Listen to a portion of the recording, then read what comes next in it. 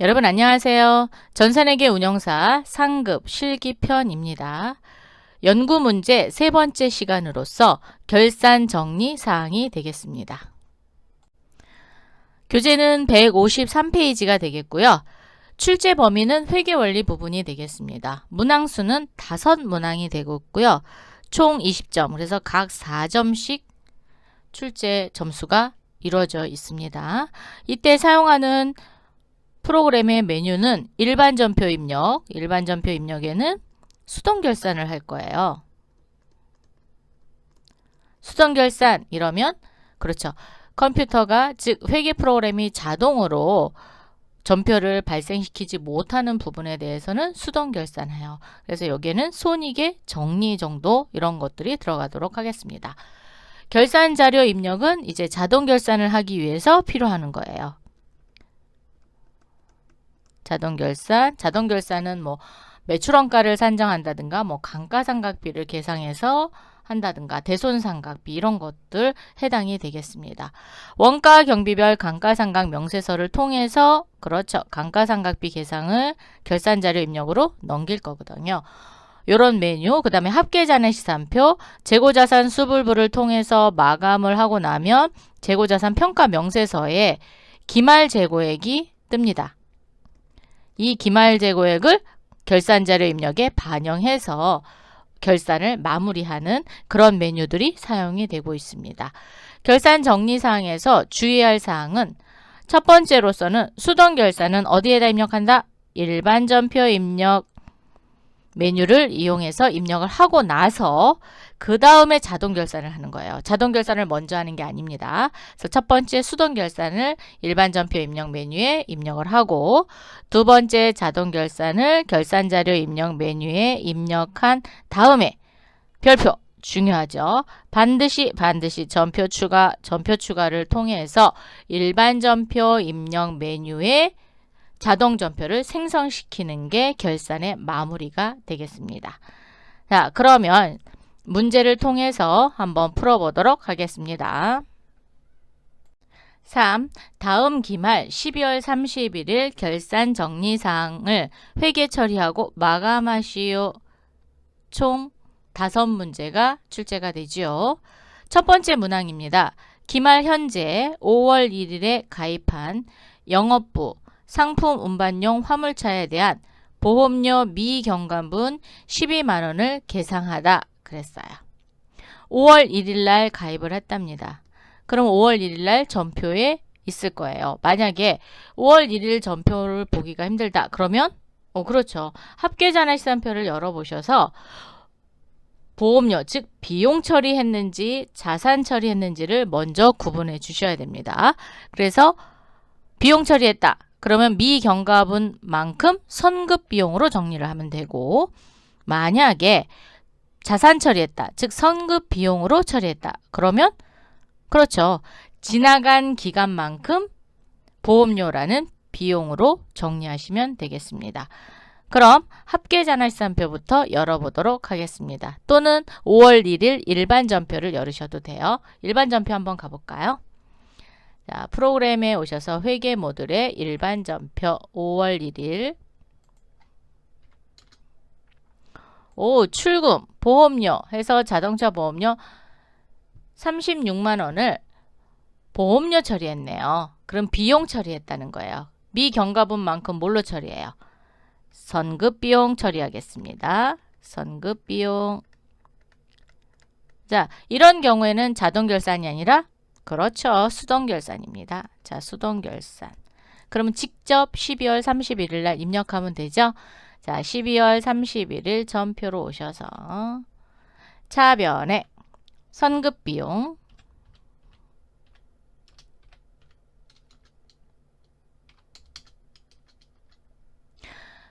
적용해 보면 미경과보험료 계상이 있어요. 01번 갖다 쓰겠습니다. 12만원. 시험 볼 때는 적용 안 하셔도 됩니다. 자, 대변은 4번이고요. 보험료죠. 보험료.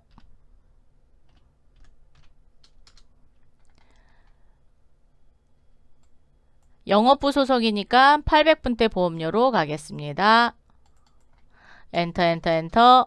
12만원. 이렇게 해서 첫 번째 기말 정리 사항 문제 풀어봤고요. 두 번째 문항입니다. 기말 현재 2월 1일에 차입한 장기 차입금에 대한 미지급 이자 504,167원을 계상하다.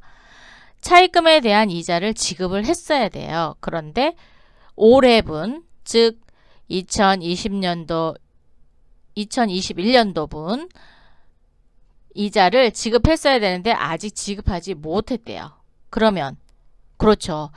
올해 귀속되는 것만큼 이자 비용으로 해놓고 대변에 미지급 비용이라는 부채 계정을 써서 정리를 하시면 되겠죠. 자, 얘도 수동결산에 들어갑니다. 그럼 어디에다? 일반 전표 입력. 일반 전표 입력 12월 31일. 차변에 3번이죠. 이자 비용.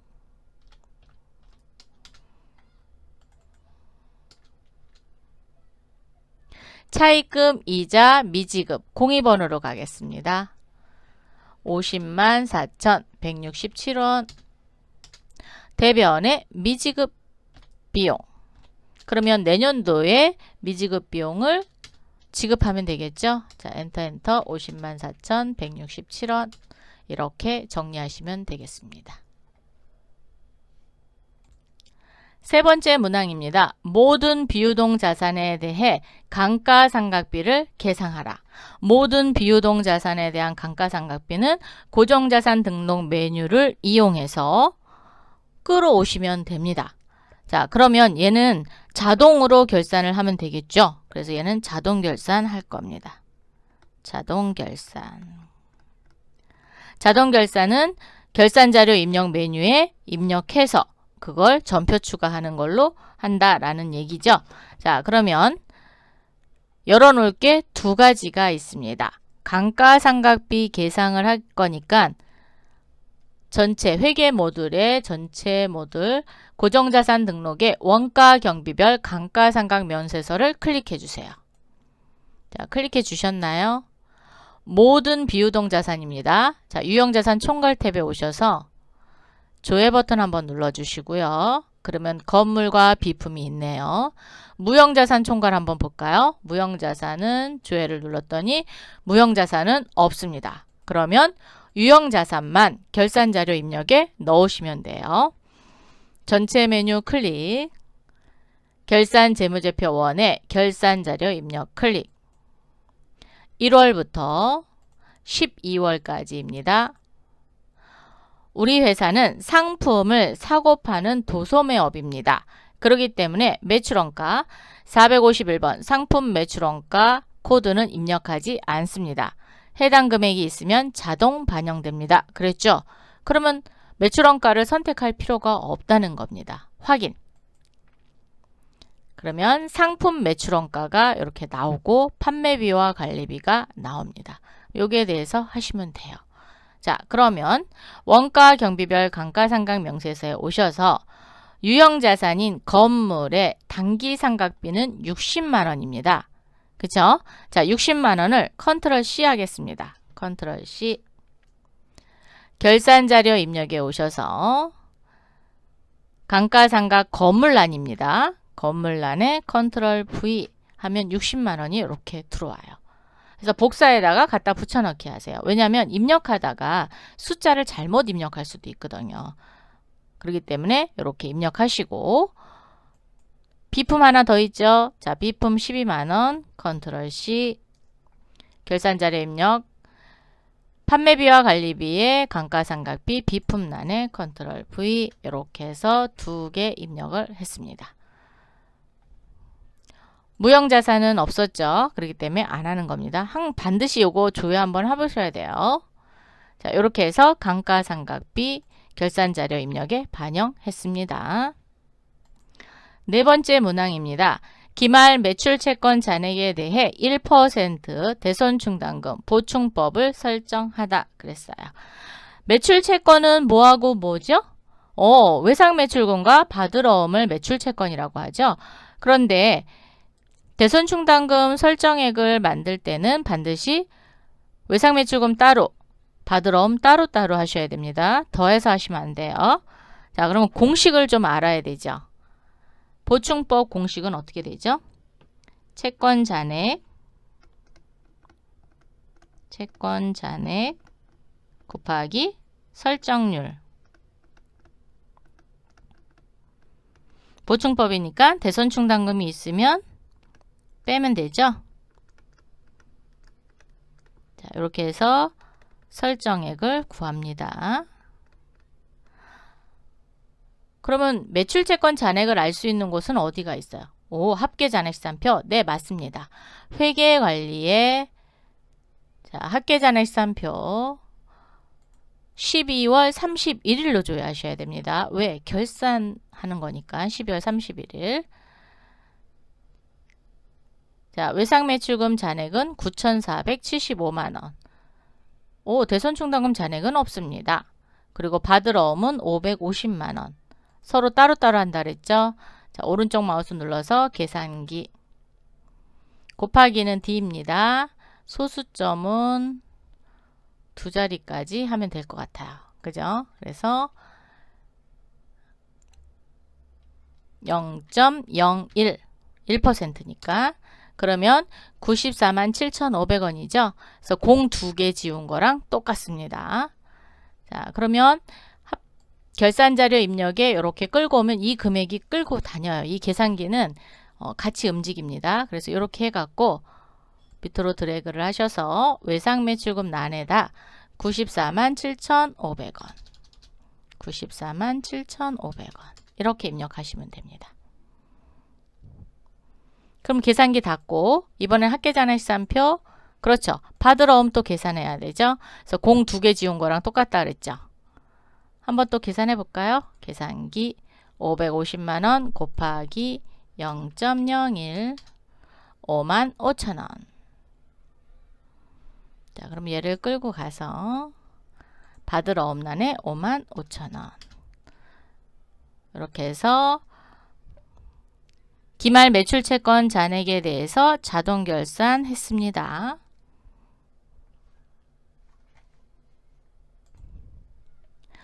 다섯 번째 문항, 기말 상품 재고액을 입력하고 결산 처리하다. 단, 재고평가는 선의선지법으로 한다. 이게 중요합니다. 자, 재고평가를 하기 위해서는 재고자산 수불부를 마감을 하고 재고자산 명세서에서 기말 재고액을 알아갖고 와야 되거든요. 그러면 재고자산 수불부는 어디에 있느냐? 물류관리에 있습니다. 자, 물류관리, 재고관리의 재고자산 수불부 1월부터 자, 상품에 놓고 하셔도 되고요. 전체에다 그냥 놓고 하세요. 전체에다가 자, 1월부터 12월 모든 품목을 다 해주셔야 돼요. 그래서 처음과 끝을 하셔야 돼요. 평가 방법은 선의선출법이다 그랬으니까 기능 모음에 평가 방법이 있어요. 누르시면은 선의선출법. 근데 우리는 상품밖에 없어서 여기 상품밖에 없죠. 상품의 선의선출법만 선택하시면 됩니다. 돼 있으니까 마감을 누르겠습니다. 마감. 일괄 마감. 한 번에 마감을 할 거예요. 자, 마감하고 선의선출법 이렇게 기말재고 수량 곱하기 산출단가로 할 거거든요. 요걸 선택을 해서 여기는 건들지 마시고요. 일괄 마감만 선택해 주시고 수량으로만 하시면 됩니다. 자, 해서 확인. 그러면 콩기름부터 시작해서 마감이 됐습니다. 이렇게. 자, 그러면 여기 단기 재고고 출고. 입고됐고 출고. 재고는 선의선출법이니까 먼저 들어온 게 먼저 나가죠. 그리고 나머지가 재고로 쌓이게 됩니다. 자, 이렇게 콩기름, 해바라기유, 포도씨유, 올리브유에 대한 상품에 대한 기말 재고액을 한눈에 볼 수 있는 게 재고자산 명세서입니다. 재고자산 명세서, 재고관리 명세서 클릭. 자, 근데 문제는 재고자산 명세서는 재고자산 수불부가 마감되지 않으면 안 보입니다. 그래서 먼저 마감을 하고 오셔야 되는 거예요. 12월로 조회를 하고 마구 엔터 해주세요. 그러면 상품의 자산별 합계는 3,570만 원입니다. 금액에다 커져 갖다 놓으시고 컨트롤 C 결산자료 입력 누르셔서 맨 위에 상품 매출원가 10번 란 기말상품 재고액 란에다 컨트롤 V 하시면 3,570만원의 기말 재고액이 입력이 됐습니다. 자, 이렇게 5문제에 대한 결산 정리 사항을 다 했습니다. 그런 다음에 어떻게 하라는 데 됐어요? 그렇죠. 반드시 전표 추가라는 걸 해줘야 돼요. 결산 자료 입력에서. 전표 추가를 하지 않으면 안 됩니다. 자, 그러면 전표 추가. 결산 분계를 일반 전표에 추가하시겠습니까? 이해합니다. 예. 추가가 완료되었습니다. 확인. 회계 모듈에 일반 전표 입력 12월 31일 날 조회를 하시면 이렇게 결산 전표가 완성이 됐습니다. 상품에 대한 상품 매출원가, 감가상각비, 대손상각비 설정이 됐습니다. 반드시 이렇게 결산 분계가 이루어졌는지 꼭 보셔야 돼요. 이렇게 보시고 나서 결산을 처리하다 라고 했으니까 여기서 끝내셔도 됩니다. 근데 뭐 결산 재무제표를 완성하라 그러면 회계 탭에 오셔서 손익계산서부터 열으시면 돼요. 손익계산서, 이익잉여금 처분계산서, 재무상태표 순으로 하시면 됩니다. 자, 손익계산서 한번 열어서 12월. 여기서 봐야 될 거는 당기순이익입니다. 4,951만 8,333원이 어디로 가느냐? 이익잉여금 처분계산서로 갑니다.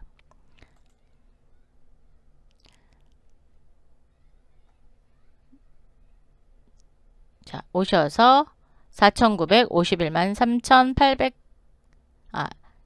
333원 들어왔는지 확인하고 여기서 전표 추가를 해줘야 돼요. 즉 손익 대체 분계를 일으키거든요. 전표 추가. 예. 그리고 일반 전표 입력에 오셔서 조회를 누르면 이렇게 손익 대체 분계를 일어난 게 보이실 거예요. 그리고 이익잉여금이 미처분 이익잉여금이 2월 이익잉여금으로 이렇게 다 대체가 됩니다. 그리고 합계잔액시산표를 한번 열어볼까요? 아니, 합계잔액시산표 네, 열어보겠습니다. 손익 대체 분계가 일어났으니까 처음에는 이렇게 잔액이 남았었어요. 근데 다시 조회 버튼을 누르면 대체 분계가 일어나서 수익과 비용에 대해서는 다음 연도로 넘어가는 게 없지요. 그래서 손익 대체 분계를 일으켰습니다. 그리고 회계 모듈에 재무상태표 클릭해서 12월로 조회를 하면 마지막 재무상태표가 완성이 됩니다. 그리고 하단으로 오시면 당기순이익이 이렇게 표시가 됩니다. 이렇게 해서 기말 정리 사항 입력해 봤습니다. 이번 시간에는 결산 정리 사항 5문항 풀어봤습니다. 수동결산 2문항, 자동결산 3문항. 그래서 자동결산은 꼭 나오는 문제고요. 수동결산은 손익에 정리해서 여러 가지로 변형돼서 나옵니다. 그래서 많이 풀어보시기 바라겠습니다. 우리 그럼 다음 시간에 또 만나요. 감사합니다.